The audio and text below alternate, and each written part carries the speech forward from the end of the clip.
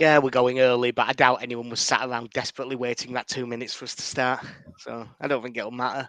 Welcome to episode 326 of the Mike White's podcast. I'm Jack, as always, joined by KC.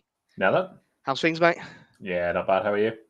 Yeah, all good. It's been a week.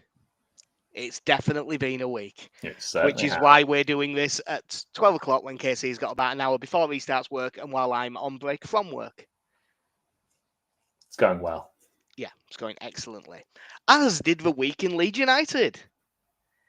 We have zero notes for this because of how busy it's been, but let's start with Arsenal 5, Leeds 0.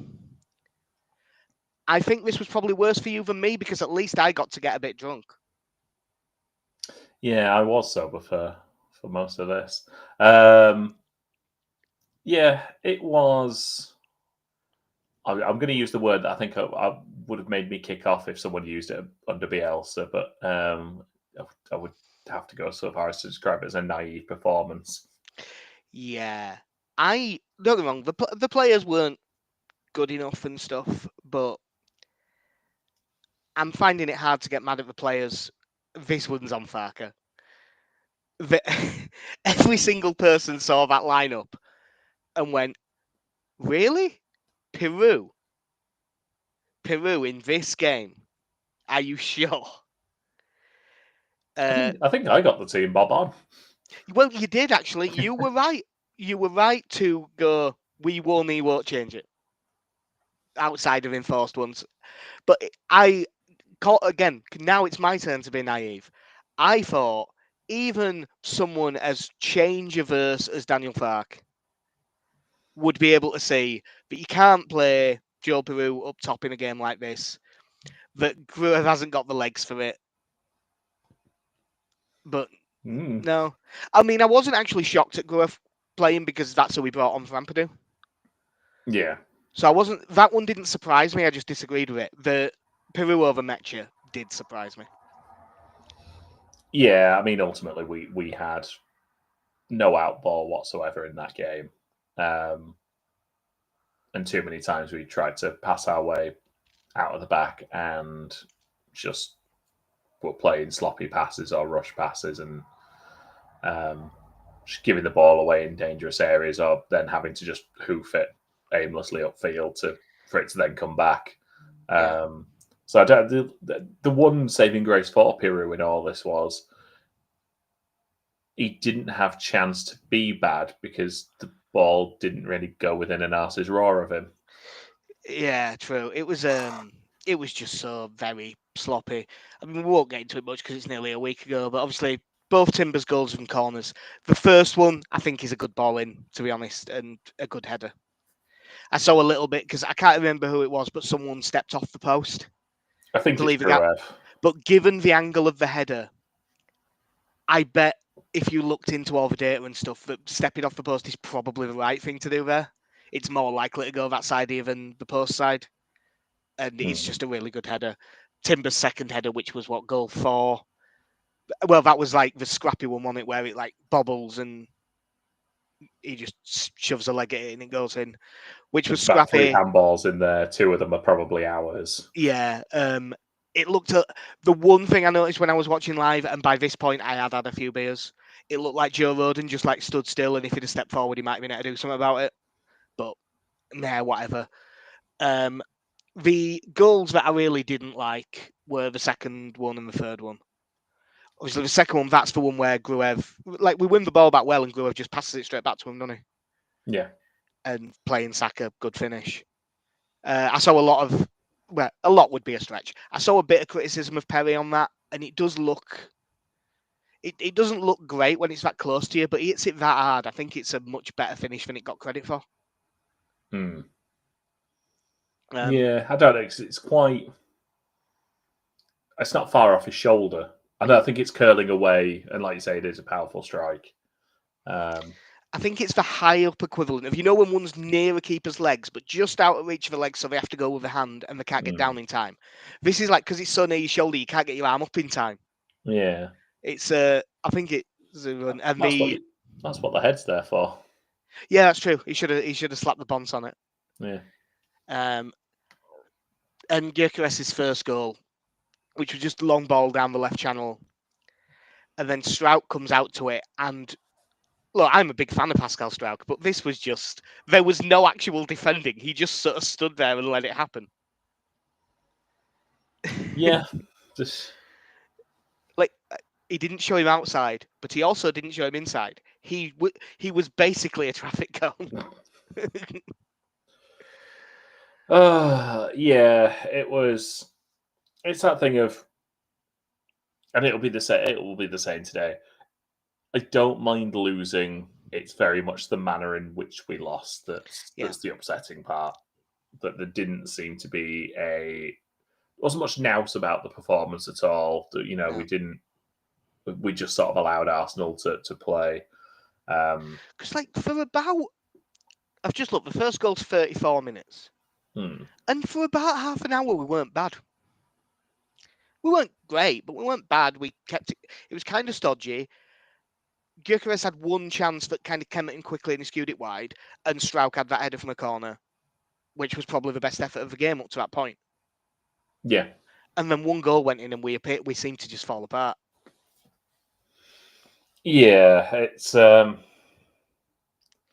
yeah, like I said, there is, as much as I don't ever particularly want us to play this way, the idea of, how difficult it was for us to play against those teams that sat really deep, just stayed organised. And well, that's the key, stayed organised, because some of them sat back and didn't stay organised, and those were very easy to play against. Yeah. Plymouth. Yeah. But we didn't really make it that difficult for them at all. No. And there was a bit of a meltdown afterwards about that, to be fair, and I don't think that was unreasonable. No, and then obviously, sort of up to and including the Sheffield Wednesday game as well, Farke's reaction's been asked about his selection wasn't great. Yeah, that worried me more than anything I saw on the pitch. I should be able to get the actual quote fairly quickly, but it was basically him saying, "No, I thought that was the right thing to do, and I still do,"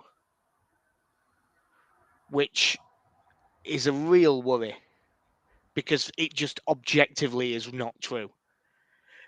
And it's not a Bielsa style, no, I'm sticking to the way I play because I think this is the right thing to do. It's like a fundamental misunderstanding of how that game went. Yeah. Like, I think kind of as you've gone through it and looking at the players we did have available, there was a big part, you think, that one, the personnel was, it wasn't the right starting lineup for that occasion. It wasn't what we needed. I've found the quote, by the way. After you lose a game, you would change everything. Decisions we took before the game, I would do same again. This group played well against Villarreal, Milan and Everton. If you change this, everyone would question why he is going away from winning formula. One, horses for courses. Don't compare Arsenal away to Everton at home. It's or a pre-season friendly. Or 2 pre-season friendlies. But the winning formula didn't fucking win. We drew those games. And that's right, as much as we're the better side than Everton, it was 1-0 with a debatable penalty. Come on now. Like, you can't just say, oh, this was the winning formula. If we'd, been brilliant in pre-season and then beat Everton 3-0, as much as I would still play differently against Arsenal, and at least he would have a leg to stand on. But he doesn't this. It's just a serious lack of understanding. I know that we've called him stubborn a million times, but that really is a stubborn thing. And that, because there was a lot of the outside perspective going, I can't believe how much criticism Daniel Farke's getting from the Leeds supporters. And some of it was still, as it always is with Leeds, was a bit over the top. But they seem to think that that people were criticising Farke because we got battered by Arsenal, and that's not why. And then we go on to Sheffield Wednesday in midweek and produce about as bad a performance as you could manage, really. I was quite lucky in as much as I didn't see most of the game I started listening from the second half, and it really felt like nothing was going for us until Buananotte came on, who sort of gave us some impetus in the game. That's basically once the right hand side became Bogle Nonto, Yeah. we suddenly looked a lot better. But yeah, it's one of those things that you. I mean, I described it to in a text to Mark Young as we are playing a bunch of B-Tech boys and Jamal Lowe. Yep, that what was it? 258 league starts between them, and about 245 of them were Jamal Lowe. Yeah, I mean, Those- by the end, because like I did get to see the penalty shootout, and I was looking at the penalty takers, going, none of them are children. No, that's the one thing that they did bring on some experience to do that, which was sensible. Hmm. This was another one. Like this one is more on the players than Fark for me. If Arsenal was on Fark, this one, like look at that team: Darlow, Byron, Bornell, Biol, Harrison, Gruev, Longstaff, Aronson, Peru, Okafor, Metcher. It's not our absolute best side, but it should walk this game. There is a part of me, and I think especially now in an era where you can make 5 subs, that thinks you make 4 or 5 changes to the starting lineup, and especially after losing like that to Arsenal, you put out a strong team for the first half, and then ideally you get yourself in a good position, and at halftime you bring 4 of them off. Yeah, maybe. Because There is one change he made that baffles me, which just sounds like I'm saying it in hindsight because he fucked up. But I don't get not playing Perry. He'd only had 2 games at Leeds. He'd just conceded 5 in last game. He could have done with the game. Regardless of Darlow chucking one in his own goal. But he's so good in penalty shootouts, Jack. Yeah, that is what I mean. He's had he's had 2 or 3 of them now, and he's really not good on them. I mean, to be fair, I mean, the saving grace was the next night was at least Carl Darlow had the good grace to dive out of the way of all the penalties. Andre Onana thought, I'm going to dive to these and then let them in. Yeah, it turns out that Andre Onana has proper biscuit wrists, but I couldn't even fully enjoy that because of how shit we'd been. I still enjoyed it, don't get me wrong. There's also, you know how we've gone on these fairly barren runs without penalties before? I kind of hope we go on one now. I don't want to see us take a penalty anytime soon. Yeah. Those were 3 dreadful penalties. They really were. I mean, I'm trying. I mean, obviously the headline is Calvert-Lewin's, which and Calvert-Lewin. Right. Here's the weird thing. I was weirdly positive about Calvert-Lewin's performance in this game. Was it that he was doing the right things? Well, he came on in the 58th minute, and he got into position to have 3 really good chances. And yeah, he missed them. And to be honest, I still think the first one he has to score. The second one I think is good goalkeeping. And the third one, I think if he's sharper, he's fine with that. Because I think the keeper gets a tiny touch, but a striker that's match fit and stuff probably is able to adjust his body and stuff, and he didn't. But neither Metcher, well, Metcher did a little bit, but Peru definitely doesn't. Just wasn't getting in those positions at all anyway.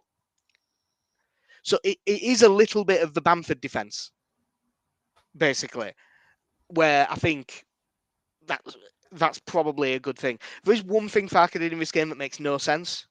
Leeds finally managed to we only started properly playing with any speed in the game after we went 1-0 down. And because it was immediate, I have to assume it was instructed. But we get that goal in the 81st minute. Nonto and Bogle down the right-hand side. Basically, once they started playing together, we started playing better. Bogle came on in the 71st minute. So having had that be our main source of attack, main and source of the goal, 3 minutes later, he brings on Dan James for no Okafor and moves Nonto over to the left. Yeah.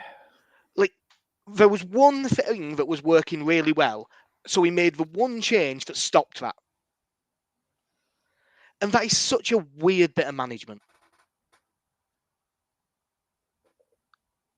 Yeah, like I know Dan James isn't suited to coming off the left, but like you say, in that situation, leave it. It's working. It's one of the few things that is. Yeah. You want to take Okafor off, fine. Bring on Goodmanson and push Harrison forward from left back. Yeah. Like, he had the options there to do it. It's such an odd thing. I haven't actually noted them down, but we should talk about. We have some outs. The first one, no one saw coming. We saw it coming that he'd go. Sam Greenwood to Pogon Szczesny for about 4 million, which is the record transfer into the Polish Ekstraklaga ever. There's a lot to digest there. Mostly just in some of the Polish words you've said. Yeah, I know the Pogon bit. I think it's Szczesny, but I'm not sure at all. I'm not going to call you on it. I've written that word loads of times because there's loads of tennis tournaments there. Yeah. I've never said it. I've just read it a lot. I do think that there was something to what was said on I think it was on the Square Ball podcast. They got bought by a Canadian. So I wonder if Jesse Marsh had a word.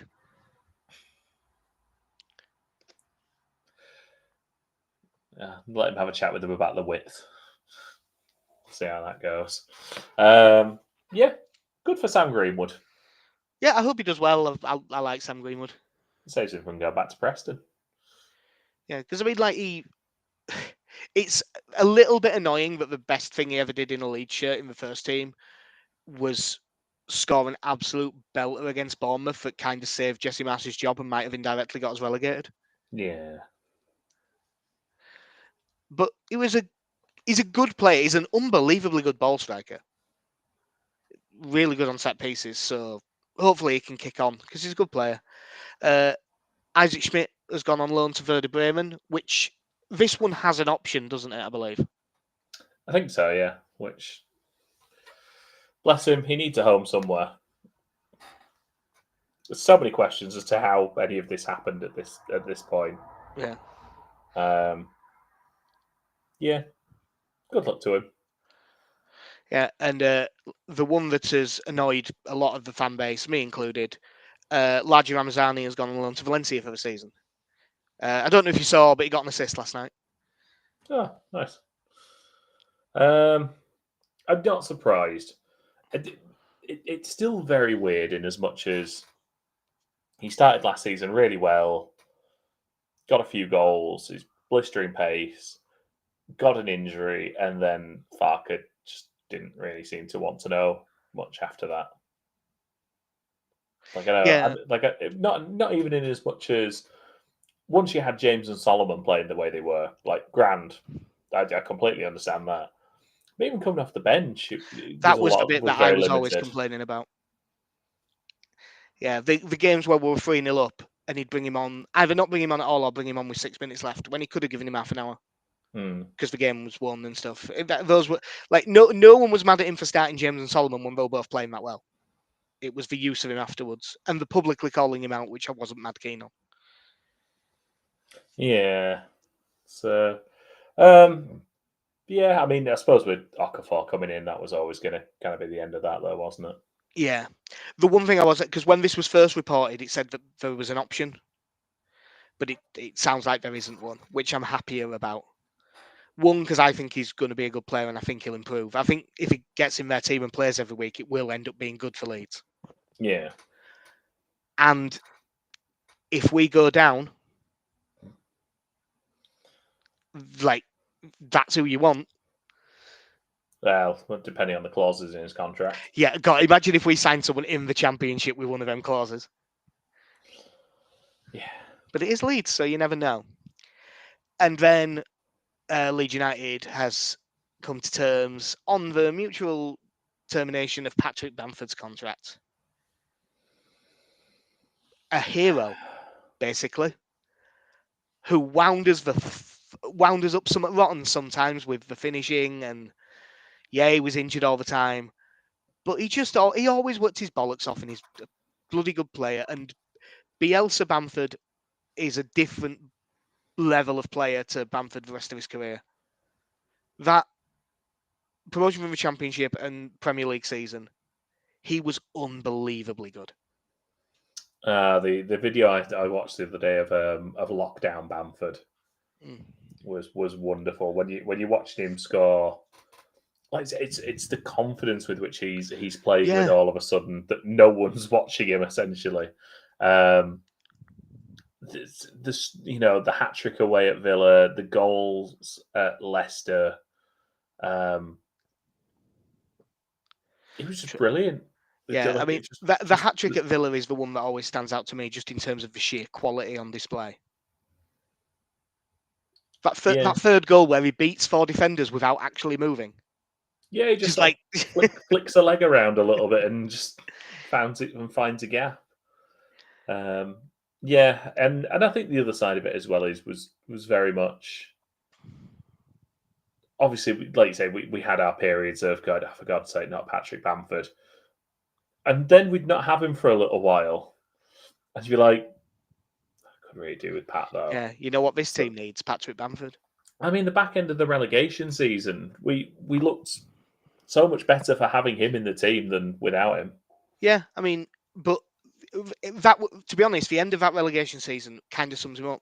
He came back in, the team looked miles better, but he missed 2 or 3 really big chances in the running, and if he scores them, we may well stay up. That is Patrick Bamford in a nutshell. But I love Bamford. And well, I'll be honest. I've literally tweeted him pitching this because you never know. I want him to go join Mateusz Klich in Poland, so we can go watch both of them play for Cracovia. Yeah, I don't think that's very likely. Can we get Liam Cooper out of his contract and get him to Poland as well? Has he actually signed for someone? Did we go to Scotland? Or was that just a rumour? It was rumoured. I don't think he's actually signed for anyone yet. Get him in. Rebuild that team. 2 weeks ago, he was due to have a medical, apparently, at Sheffield Wednesday. Oh. So I got a real shock because I just typed in Liam Cooper and news. And the top thing is about Liam Cooper coming out as bisexual. But that's a different bloke. Now, I wouldn't care. I just would have been surprised. Yeah, someone from Married at First Sight Australia, apparently. Oh, okay. Which, of course, I've never seen. But no, I hope Bamford gets a good move. I know. I wonder who he'll be linked with. Well, is it Rex? Is it Wrexham and Birmingham? I mean, I can't see Birmingham just because they've spent so much money on Stansfield. I can see Wrexham. There was a few people saying Rangers, but given the way he's talked about how this has been handled, something tells me he's not going to want to just go back there. If he was going to Rangers, it wouldn't have been a mutual termination of his contract. It'd have been on loan at Rangers for the season and they'd have come to some arrangement on wages. Yeah. For no particular reason. Yeah. But yeah, I hope he gets a good move and does basically whatever he fancies. If he fancies going out to America, I hope he gets an MLS move. If he fancies playing abroad, good for him. If he don't want to move and wants to just play for someone nearby, cool. Where's Gainsborough? Yeah. Can he play up front with Ross McCormack? Garth of Town needs a striker. But yeah, we will properly miss Patrick Bamford. And when Calvert-Lewin missed all those chances and then skied that penalty, it wasn't very nice, but chanting Patrick Bamford was quite funny. That is quite funny. We're such fan base. Absolutely love us. Do you know what isn't funny is doing the Nanto song again. Luckily not with the same last line. But I sort of get it because Dominic Calvert-Lewin has worn a frock. He objectively has. But don't make that his song. It's just a bit weird. I did kind of in my head want to figure out a way to do because he's in fashion. but I couldn't make it scan. Yeah. um, We're a but weird team. yeah. So yeah, good luck, Patrick Bamford. You'll be missed around these parts. I hope. I mean, I would like him to do it today. Come out at half time, or to be actually, people go for smoking and drinking stuff at half time. Come out 5 minutes before kick off for one at home games. Making the mascot. Let him bring the match ball. Yeah, there's a lot because like Johnny Howson's doing that, I believe, today. He's off up to Middlesbrough to like say bye to all the fans and stuff. Yeah. I'd like it if we could get Bamford for the same sort of thing. Yeah, that has been the disappointment because I know when Click came back to say his goodbyes, it was like you say, it was at half time. It's a half empty stadium, and it's I'd always do it like 5 minutes before kick off. Yeah. And there's been one in. James Justin, £8 million from Leicester. Apparently, there's also 2 million add-ons, so could go up to 10. 4-year deal. I've said this a lot this season. Exactly the right kind of player. You know, we needed a fullback that can cover both sides. He can also play centre back in a 3. I'm assuming he could play centre back in a 2 in an emergency, but we've got plenty of options for that. Exactly the right kind of player we need. 6 foot, played for England, really good pedigree. He's been injured a lot. I forgot he played for England. Yeah, once. I don't remember who it was against, but I can find out. I'm going to say Liechtenstein. It was a 1-0 defeat to Hungary in the Nations League. And you'll never guess, but he had to go off at half time with an injury.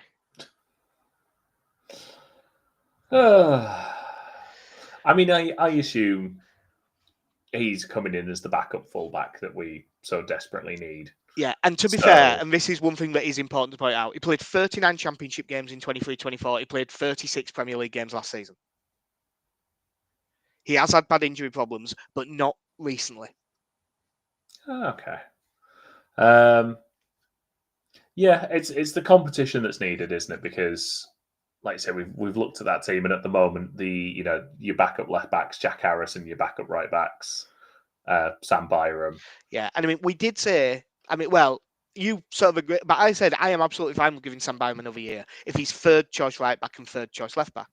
Yeah. I didn't want him to be second choice for both, which is where we were.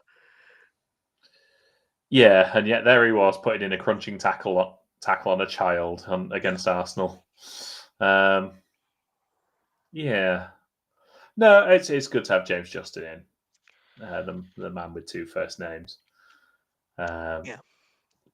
Well, we'll see how he sort of. I mean, I'm assuming he'll be on. If he's fit, he'll be on the bench today. Yeah. Which brings us on to later today, 5:30. Newcastle at home. This will be a really tough game. There is some good news. Obviously, Anthony Gordon got sent off against Liverpool. They haven't sorted things out with Isak. They've signed Nick Voltemada. It's quite expensive, but that could be unbelievable. But he isn't registered in time for this. Joe Linton is a major doubt. I think he's the one that's almost definitely out.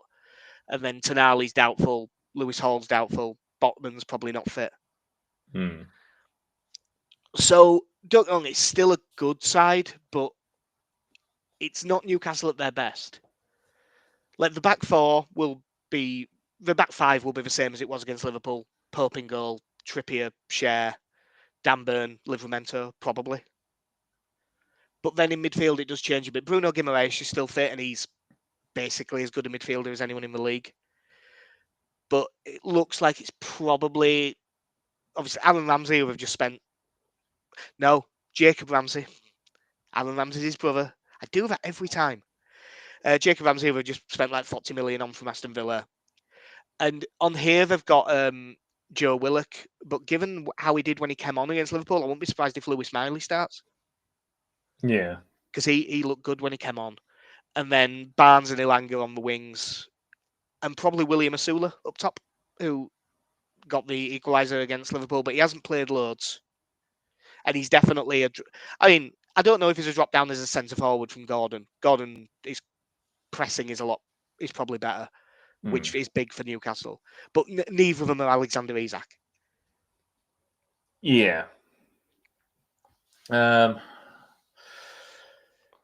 Yeah, I'm not really looking forward to this. This could be a bit of a slog for us.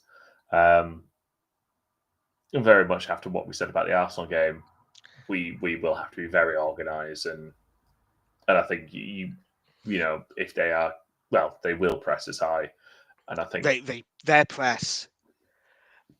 I mean, I know they're missing some players, so Joe Linton's a pressing monster. They will miss him. But you didn't think you'd be saying that 3 years ago, did you? No, I did not see that coming when he was a £40 million flop of a striker.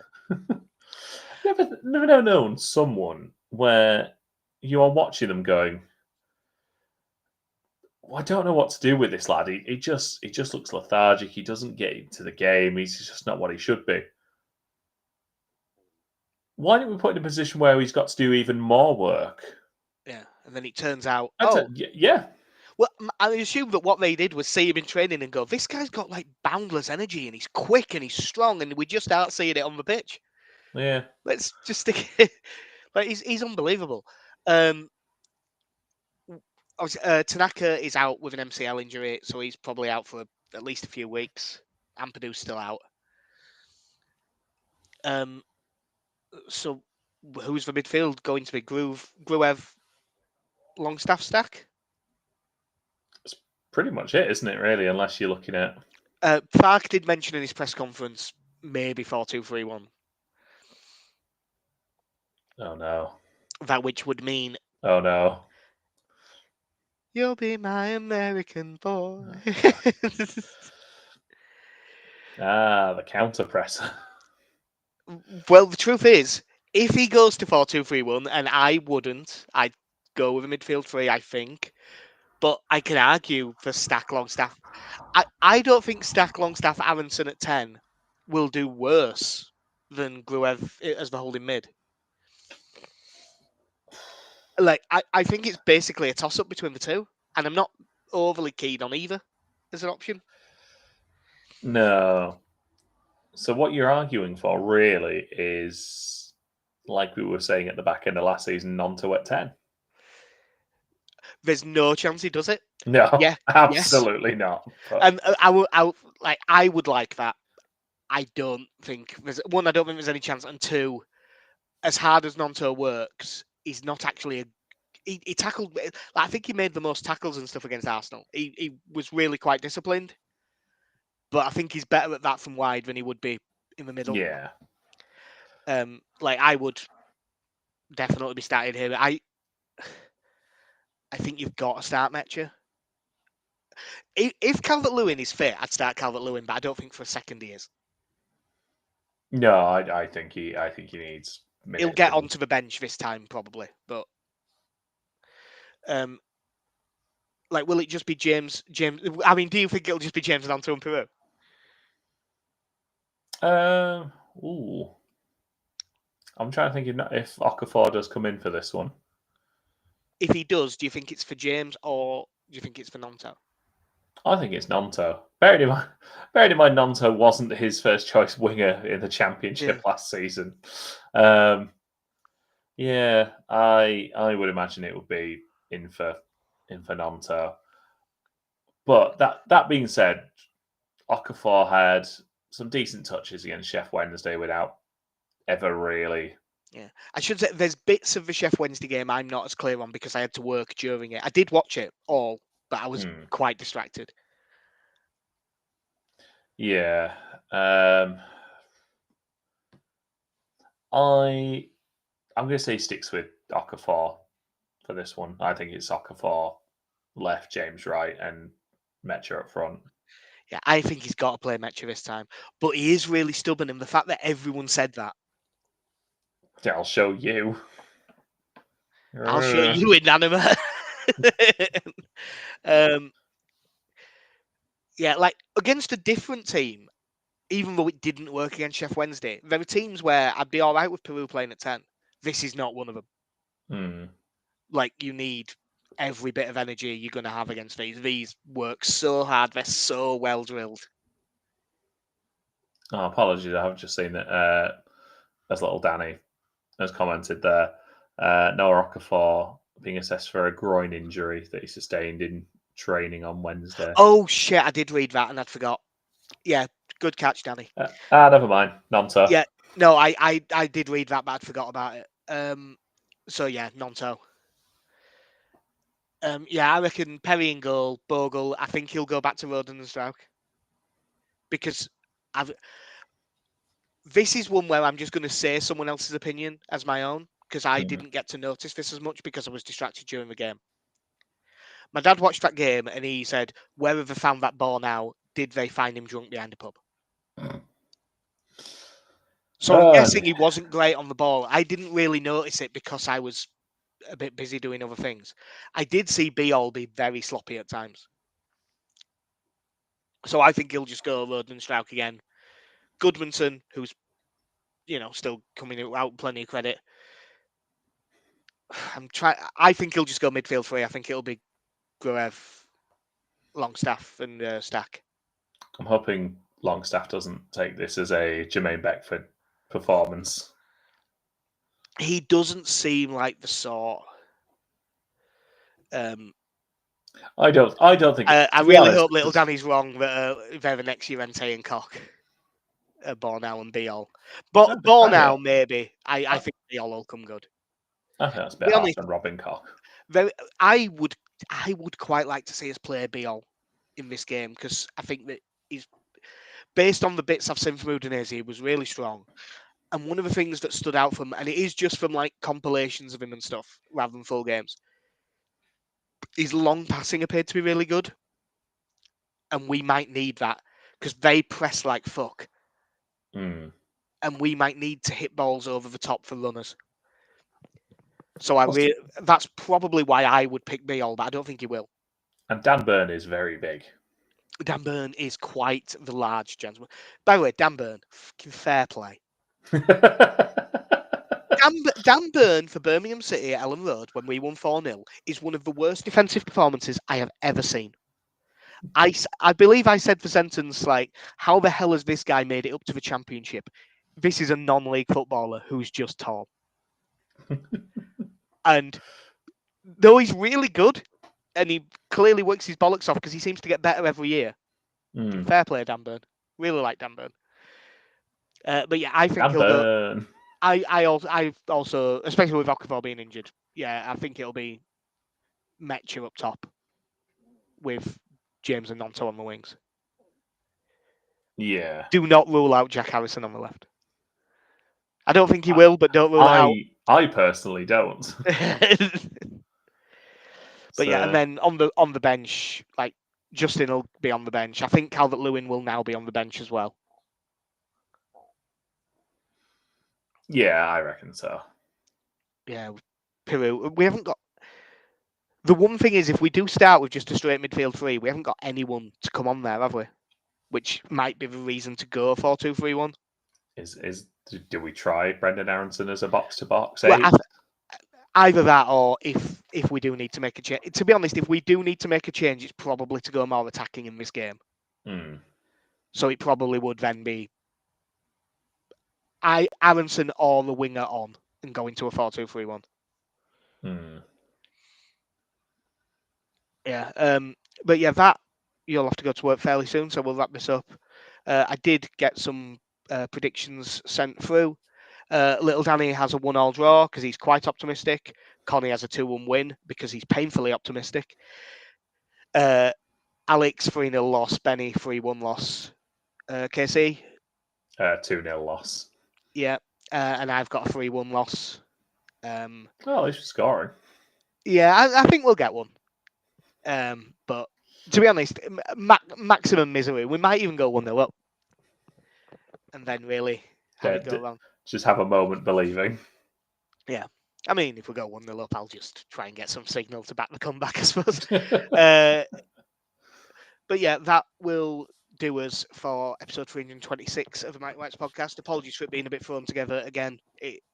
Next week, it'll be slightly better. We're probably going to do a post-Newcastle one early Monday is probably his best bet with work.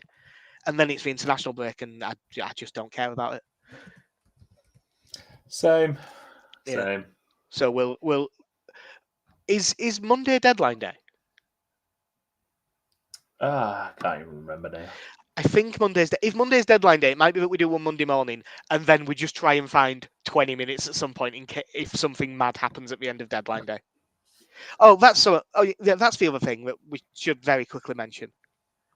What the fuck is Buananotte going to Chelsea on loan for with no option?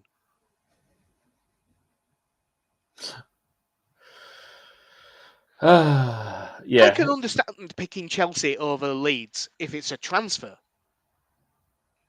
But if you're going on loan, go to the one where you're going to play. Yeah. I don't know. Yeah. Like when I first saw it, I assumed, Chelsea are buying him and they're going to loan him to Strasbourg, which I hate, but it makes sense. A straight up loan to Chelsea from Brighton because he can't get in the Brighton team of a number 10/winger, of which Chelsea have, I don't know, 300 of them. It's one of the weirdest transfers I've ever seen. It's like there's something really weird going on there. Yeah, I don't get it. But And I'm pissed off because I really wanted Buananotte. He was like one of him and El Canouse were like the two names that I said ages ago. yeah. And the weird thing is that if we signed El Canouse now, I'd be very happy because I think he's a good player. But I would be like, why didn't you do it 3 weeks ago when he was 14 million cheaper? That's just not how football works, is it, Jack? Like it. Yeah. Oh well, fuck it.